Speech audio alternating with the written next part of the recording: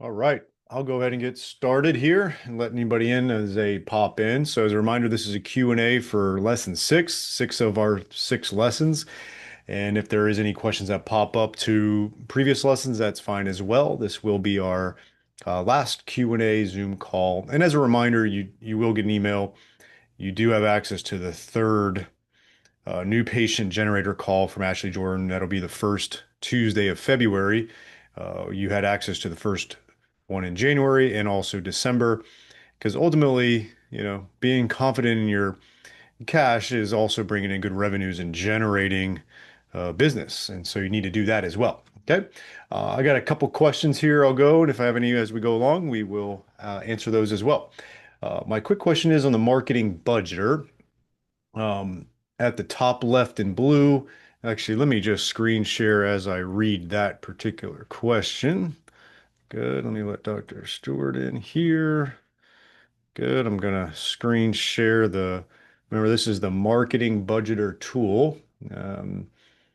And you fill this out. And the question was, I'll read the question, then I'll kind of digest it out here a bit. My quick question on the marketing budget, at the top left in the blue, is the yearly marketing expense right here.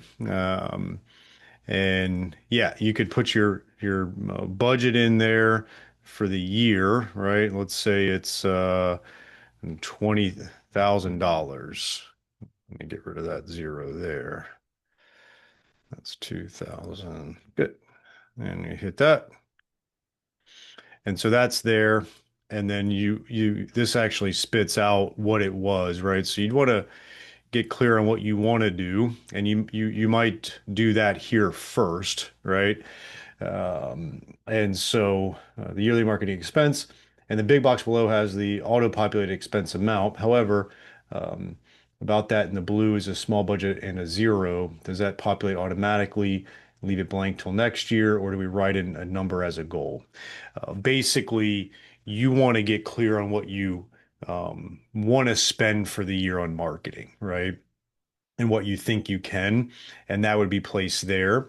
Then you go in, and again, you can go this different ways, but you go in here and you do your big one-off expenses, and that gives you a total there, right? And then you get clear on what your marketing expenses are. So this 10,300 gets divided by 8 there, okay? Or 858 becomes that. Now, if I do the math, how did this 22,656 get there? Essentially, that is going to be, let me see here. That's going to be this 1888 divided by 12 months, right? So this 1888 includes your monthly set amounts estimated, and then it carries over your sinking of fund amount, the 858 here, right? So you did your yearly one-off expenses, the bigger ones that might impact your cash flow. Um, just see here. Good. Okay. Got no participants asking to get in. I just want to double check. Sorry. Good. Just get this up here. Good. And so that becomes a total of 10,300. That number is divided by 12, spits out 858. Each month you move over $858 from operating to sinking to save up money for it so it doesn't impact your cash flow when you do have to write it, the 4,000 check for your website, right? And this 858 gets carried over to here and becomes an 888. Now, as you're setting your finances for the year and you say to yourself, I can afford 1,500 a month um, for marketing, right? So that's 1,500 divided by 12 is 18,000. So you would put this as 18,000 here. Okay. Hit enter. Good. So now you've got 18,000 as your budget. Okay.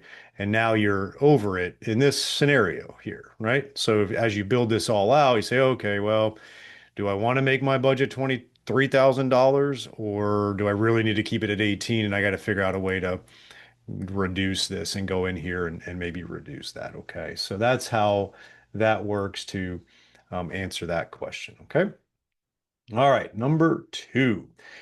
this is kind of a multi-part question, a lot of good questions within here, so I'll break it down as we go. Um, Considering marketing efforts, can you comment on what method has been the most fruitful as a whole, and how, having had many years marketing, is there an order you would place on types of marketing for a new service as Shockwave? Let me digest the first one. Can you comment on what method has been the most fruitful as a whole for my marketing? So as a whole, content marketing. Okay. And I'm going to break it down a little bit because it's a general answer. Like, I'm obviously, MCM is a big believer in being the leader in content marketing in your community. And then what is content marketing, right? It's creating content and it's distributing it to a clearly defined audience that has a clearly defined message. And you do that consistently, right? To drive profitable customer action. Because you hear a lot of things out there like, oh, I'm a content creator, right? Or, I'm an influencer. There's a lot of people out there that are quote unquote creating content, but let's face it, like, not to be vulgar, but OnlyFans models consider themselves content creators. Um, and that's not content marketing. So content marketing is a form of education-based marketing. You have such a good skill set and knowledge that it makes it a lot easier. You just have to do it consistently.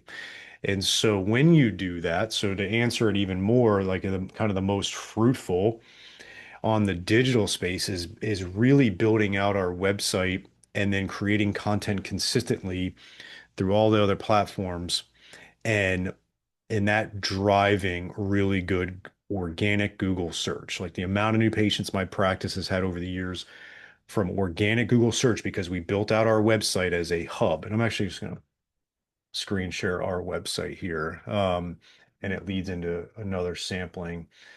Let me just make sure I don't have anybody. Let me stop share for a second here. Just make sure I don't have any. Good, good, good. All right, back to my website. Is making our website a hub, okay? And we really built out our condition pages, as you can see here. Every one of these, if I click on it, carries a video on there and it's got written copy. So this is a living, breathing entity. Services, same thing. Okay. We have a very well developed blog right here. You'll see. So we got a bunch of blogs, keeps going for 8, 9, 10 pages long of blogs. And this really helps with your content marketing and people finding you organically. And we've made sure we've gotten Google reviews and we build out our Google business profile. We have good pictures and images on there and virtual tours, and our information's accurate. We post on Google Business. That's why, like, one of the programs that we offer at MCM is the marketing done for you. And we teach you to shoot 4 videos a month. And then we do all the branding and everything, to where we post all this stuff for you. So now your practice has that consistent content marketing going out to have that total web presence to position you as an expert. And it really helps feed Google search. Now, what it's also doing, and it's making a switch, is what you've heard of search engine optimization, SEO. That's what all this is here. But now you're finding, which is AEO, right?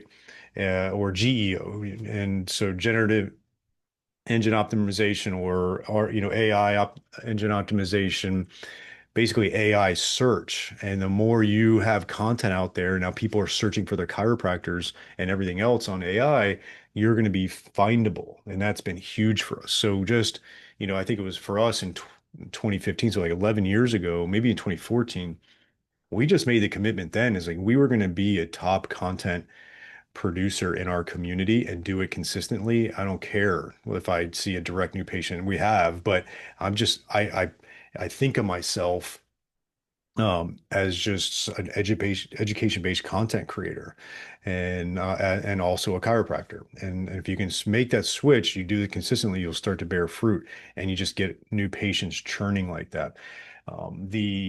The second part of that, second answer I would give that's been the best for us is community outreach, right? Strategic community outreach, collaborations with entities. I've sent you those lessons before on the digital dashboard, going back to the digital dashboard, building out your network tool here. This is going to be a sampling. I've got potential. I know all my potential referring partners, all our referring partners. I have touch base with them, the Allied Health Network, with doctors.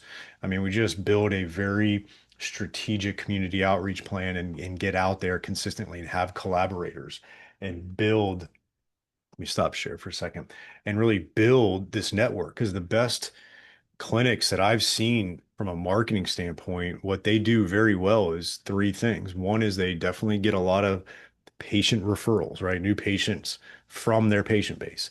Second thing they do is what I mentioned, the content marketing consistently. And then third is they get out in the community. They have this network of people that are maybe not even patients of theirs, but they're referring to them consistently. Okay. And that would be your most fruitful effort. Okay. Now, with with Shockwave, so then there's a question like a new service such as Shockwave types of marketing we did. When we launched ours, we actually did a 4x6 mailer to any of our patients that had been in the last 2 years, offering them a free discovery session of Shockwave, and that actually worked out fairly decent. We did a lot of email marketing to our patient base. So like what we did when we had a new service, our first strategy was to market to our patient base that already knows, likes, and trusts us. And so we did a email marketing to them. We did a text message campaign with them. We did the direct mail to them, and we really peppered that. And we also did, and this is what I highly recommend, is an open house event, like a demo day for that for your patients and offer, maybe it's a Saturday morning or whatever, 2 hours, and then come in and try out Shockwave for free. That would be like approach one you need to hit hard early. Okay. And then concurrently, what we did, we've shot a lot of content around it. So I'm going to say that too, but I'm just going to say then concurrently, let me go back to a screen share. Good. Um, is we built out a very robust shockwave therapy, SEO friendly condition page. And so this is what it looks like. So I'm sharing, I'll make sure I'm sharing it. Good. Um, it links to different things, right? These link to our condition pages. So you see plantar fasciitis, it then backlinks to the condition on plantar fasciitis. We did all that. We have Keenis Medical as our shockwave. They had a nice marketing video that we plugged in, and then just information on shockwave. And this has really helped. A lot of people have searched shockwave in our area, and we've been getting quite a few referrals. It didn't happen right away, but it started to happen. So we've been getting a lot of referrals for shockwave, people finding us on Google because we have a very robust service page on our website. And so that's what I would do when you launch a new service. Attack your current patient base through the methods I told you, and then really build out a good landing page on there. That's a service page on your website, and then yeah, shoot content around it. We went to MDs, especially orthos that we had relationships with before, and retouch base with them to find out anything new they're offering. And then we kind of, in normal course of dialogue, talked about Shockwave with them. And we've actually got um, we have a few orthos referring to us for Shockwave. So that would be what I would do. Okay. Um, and then like rural versus metro or dense suburb. Yeah, I think rural, you get a lot in the community outreach, you get a ton of benefits out of it. And even just kind of living your daily life, you get a lot more benefits out of that. Dense suburb, I don't think a whole lot changes with what I said, to be honest with you. I don't think a whole lot changes there. The only there's something that, like dense suburbs or big cities, you get more competition and certain things are hard, right? Like if you're in New York City, competing on Google Ads is hard. It gets so expensive because there's so much there. But otherwise, I think everything I said would be the same there.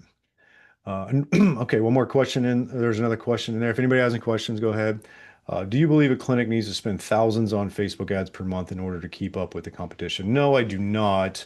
I do think it unfortunately does take thousands on Facebook/Instagram ads to really move the needle from like a direct new patient standpoint. I do know some clinics that, you know, they're higher revenue, they can handle it.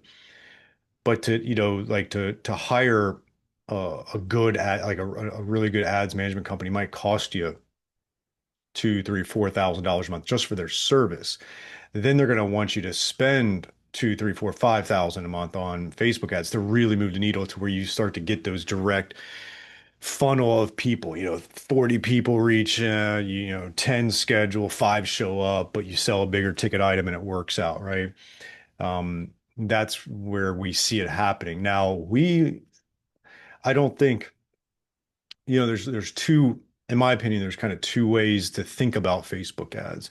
There's what I just mentioned is that like I want to see that direct, like I'm running this ad. It's kind of like back in the day you saw those $27 exam ads. It's just like you want to get leads into the funnel. You got a process to convert the leads that come in, and then you know it dwindles down, but five come in and you got some kind of, you know, higher ticket item, three, four, $5,000 plan, and you sell three of those and that's worth $15,000 and you spent 10, it's like, okay, yeah, I made $5,000. That makes sense.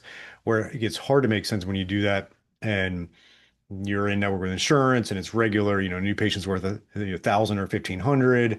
It gets harder to do that. And then that does go back to if you're rural versus dense suburb, it gets more expensive if you're dense suburb versus rural. Then there's a second way of kind of running your Facebook ads, which we do, is just realizing we're going to create good video content. We're going to get it out there, and then I'm going to spend a little bit of money to get it in front of people because a lot, I mean, obviously organically, Facebook, Instagram, it doesn't get in front of a lot of people now, which is unfortunate, but the reality. And so what we do is a retargeting, and we spend about six, $700 a month on it, on ad spend. And basically, we have made an audience of our email list, and then people that visit our website and things like that. And that becomes an audience. And then we shoot video and it targets those people that have already know, like, and trust us. So we're trying to get content around our current and past patients so that they reactivate, they think of us more. When they think of us more, they have a higher propensity to refer to you because they're like, you know, their coworker complains of headaches and they saw your Facebook video pop up last week. There's a higher chance they remember to refer to you. And so it really has a nice little effect to it with a little less spend. So, but you know, I do know clinics like as you build up, if you start to get into like the 50, 60, 70, $80,000 a month revenue, which, you know, plenty of evidence-based chiropractors do get there. It's a, you know, scaling thing. Then you might be able to, you know, like if you spent 10% of your $80,000 a month budget, you have an 8,000 a month budget that's within reason for marketing on with a business. I'm not saying you need to spend 8,000 a month if you're making 80,000. You know, I may not, but you might be able to spend five, six with no sweat if you're making that kind of revenue.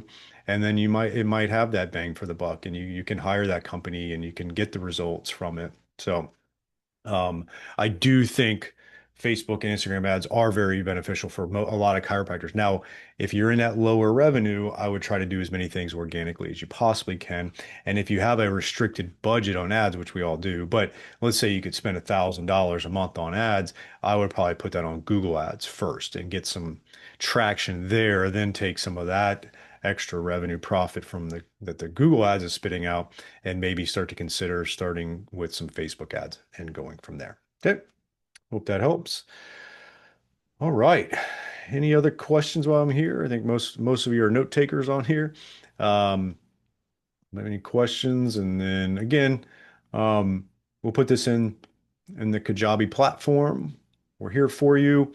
If you really want some guidance on growing your practice, I did send out an email to everybody.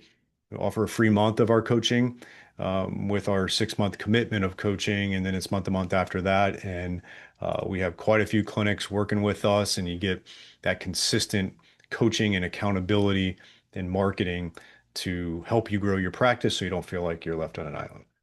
All right, got another question here. Referring to the week one content stuff, when specific groups that we have defined, I've been finding that regardless of whether I'm talking about Pilates practitioners or golfers or runners, I'm using the same language. Can you speak to that? Yeah, I mean, a lot of times it's similar language but different, right? So, um, you know, those people, Pilates golfers and runners, have a similar psychographic. So that's cool, but they're different groups. And then that's where on that, you're building out your audience. You're going to find out where you find those people. Okay. So you're going to find those people. So the congregation points for the golfer is different than the runner, obviously. And that way you build out how you're going to target them. And then when you're creating your messaging, so, same language or speaking to them, they do have different problems, similar but different. And you're going to create content, educational based content around that. And in what you're just changing a lot of times is, say, the hook, right? So if I shoot a video for the runner versus the golfer, I say, oh, you're a runner and you're dealing with overuse injuries. You don't want to be just prescribed long periods of rest, and you want to be able to compete in that marathon coming up, and you don't want, drugs, pills, or surgery. Hi, I'm Dr. Kevin Christie. In this video, I'm going to show you a pre-run warm-up you can do to help prevent injuries. And then if you do some of the things we do to help runners continue to run while we treat you, right? That would be an example.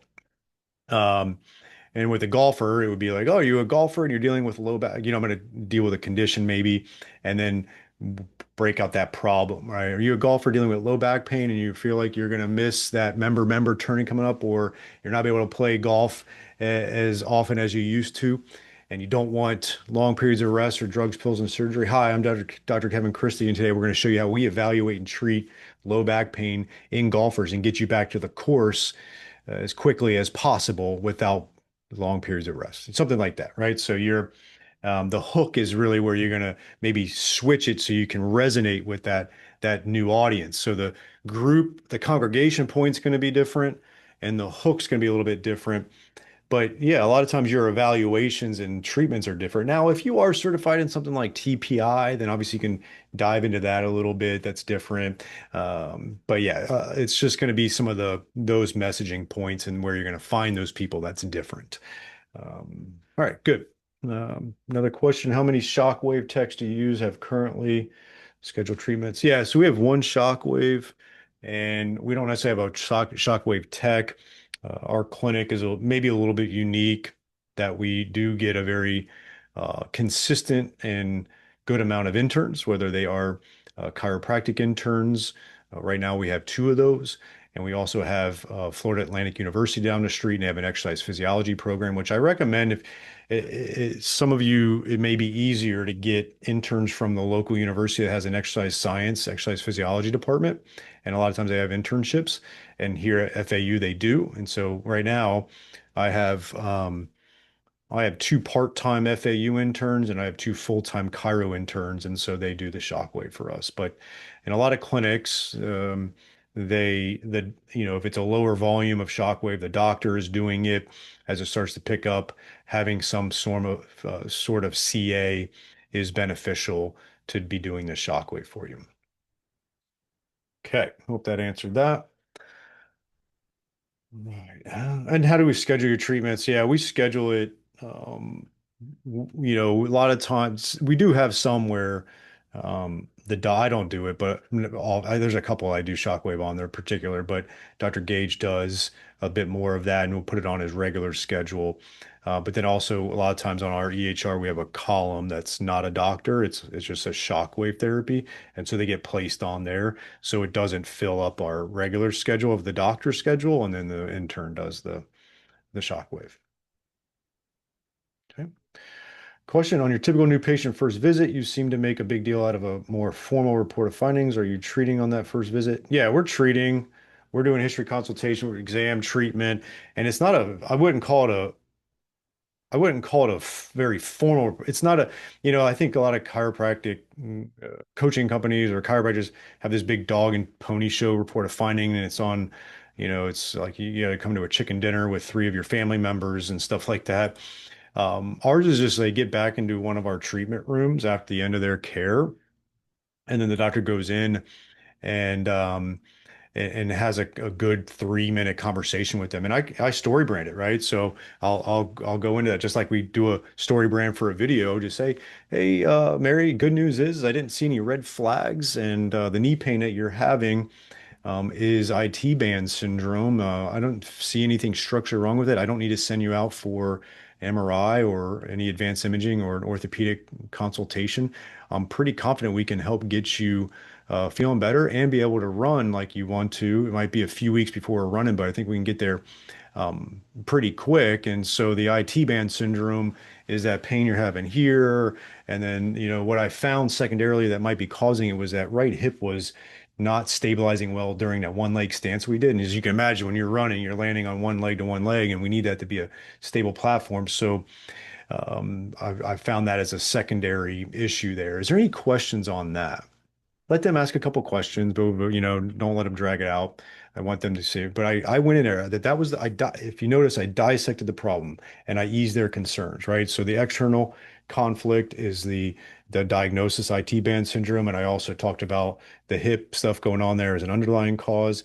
The internal was them getting back to running, right? That's what they want to be able to do. And the philosophical was I said, okay, we don't need imaging, advanced, orthopedics, anything. So in their mind, they're, okay, I don't need to have surgery. Great, this is awesome. So I addressed the problem, right? They're the character. I'm the guide. I address the problem. I let them ask some questions. Okay, they ask their questions, whatever. Now I go into step 4 of Story Brand, the plan. Okay, and this is how I say it, based on what I found, my experience treating it, and what your goals are. I need to see you for a short, concise treatment plan of 2 times a week for the next 3 weeks. And then during that period of time, phase 1 of that is to try to get you out of pain as quickly as we can. And then once we graduate from that, we go into phase 2, which is making you more functional and injury resilient. And that's where we start to do some treatments that we can't do and some exercises we can't do when you're in pain that we can add to it once the pain is gone. And we can also fix that hip stability that we talked about with some strategic exercises. Does that sound good? Do you have any questions there? So now after I lay out the plan for them, and I'm saying it a little bit faster than I do, I don't want them to feel like they're drinking water from a fire hydrant, but you guys can get it. And so now I laid out the plan, and I let them ask any questions there. Perfect. Okay. Okay. When you come in, we're going to be doing X, Y, and Z as treatment, right? And what I want to do is see you 2 times a week for 3 weeks. I want you to, if you can, go up to I'll walk you to the front and schedule with Kayla, and schedule your entire treatment plan out if you can. That way you get your preferred dates and times, and we'll be able to go from there. Okay. And that's how I go. I mean, that's just kind of how it is. I want them, I look them in the eye. I'm confident with it. I'm not overselling anything, but I just want them to be very clear with what they have. And that usually takes me a few minutes. It doesn't have to be this long, drawn out thing, but too many chiropractors either under communicate what's going on and they leave there without a clarity of path and like what this plan is and what the expectations are. Okay. And then one thing I'll bring up is when I mentioned 2 times a week for 3 weeks or 4 weeks, whatever it is, if they give me any pushback on like a lot of times it's time, money, or distance of travel. And let's say they bring up one of those, I'm saying, okay, I totally understand. I have to give you my treatment plan based on your best outcomes. I can't take those other things into consideration, although I know they are. And I'll let you and Kayla at the front work on that. If you can't make it twice a week and only do once a week, it might just take 4 or 5 weeks instead of 3 weeks. I just want you to know that, right? So I'm not going to like browbeat them, but I do want to be honest with them on that and communicate that to them. So that's how I do it. I do story brand it in that way, and I think it's effective communication. It's not neuro-linguistic programming or anything like that. It's just a very concise way of them understanding what they have going on, and it seems to work pretty well. Okay. All right. Any other? Yeah, spaghetti dinner. Exactly. Um, cool. Any other questions for me? All good. All good. Perfect. Well, I appreciate everybody's 6 weeks with us here. Always here for you. We'd love to help you out continuously. We have quite a few clinics working with us to grow, and we're here to help you out in any way you can. Okay. Have a great rest of the week and a wonderful 2026.